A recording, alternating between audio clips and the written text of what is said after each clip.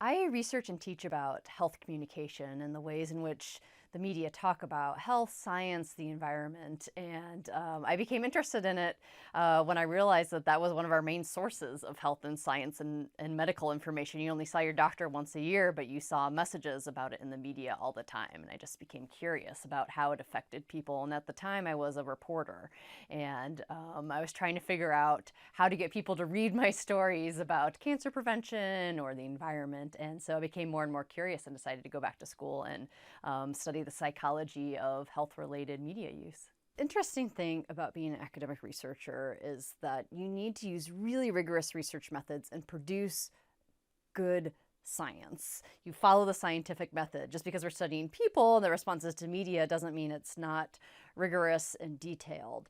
But there's also that element of communication. I think as communication scholars, it's particularly important. We have to frame our work for the different audiences, and we have to convince people that it's important. Just because your data are interesting doesn't mean that people will understand the value of it or how it applies to their own research or into their own lives, depending on who you're talking to.